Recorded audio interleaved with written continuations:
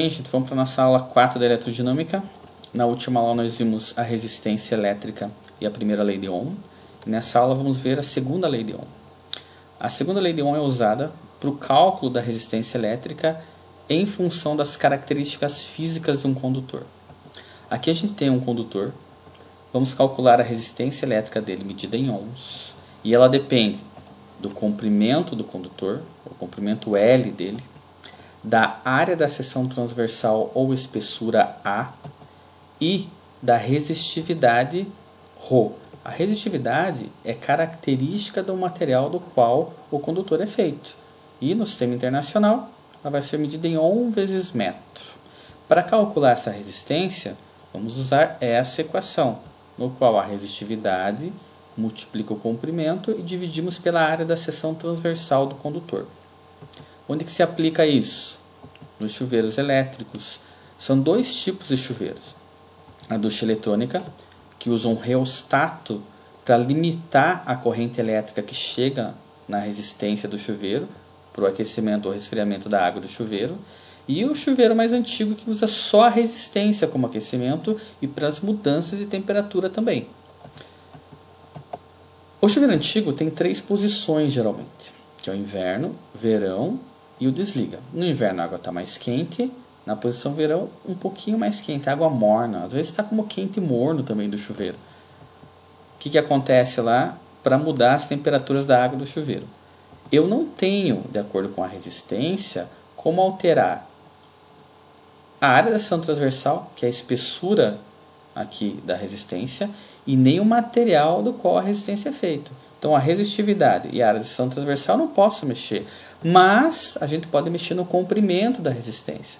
Então as mudanças no valor da resistência elétrica, da resistência do chuveiro, se dá com as mudanças do comprimento dessa resistência. Olha só, a potência determina o quanto que vai aquecer a água do determinado chuveiro.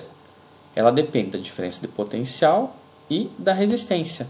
Como a diferença de potencial dos chuveiros é constante, ou é 110 ou 220, né? O que a gente vai fazer? Para mexer com a potência, alterar essa potência, a gente vai alterar a resistência. E pela equação, a potência é inversamente proporcional à resistência. O que significa isso? Quanto maior for a resistência, menor vai ser a potência do chuveiro. A água vai ficar mais fria. Quanto menor for o valor da resistência, maior vai ser a potência do chuveiro, a água vai ficar mais quente. Então, na hora que eu vou alterar da posição verão para a posição inverno, eu vou mexer com o comprimento dessa resistência. Quando o comprimento é menor, vai ter uma resistência elétrica menor, vai ter uma potência maior. Aí a posição vai ser inverno. Quando a resistência aumenta, o comprimento L aumenta, vai ser um pouco maior o valor do comprimento dela, aumenta o valor da resistência, diminui o valor da potência. Eles são inversamente proporcionais. Eu posso usar esse aquecimento para outras substâncias, além da água. Mas a gente também pode aquecer a água usando esse tipo de aquecedor, que é o nosso rabo quente. A gente já usou isso em sala. Olha só como que funciona. Eu forneço uma diferença de potencial para essa resistência do rabo quente e ele vai aquecer uma certa quantidade de água. E o aquecimento dessa água é dado pelas equações lá da calorimetria, que é o calor recebido, né, pela água do aquecedor, da resistência do aquecedor, Czinho, calor específico da substância, que no caso é a água, M tem relação com a quantidade de água, a massa de água que eu vou aquecer, e o ΔT é a variação de temperatura.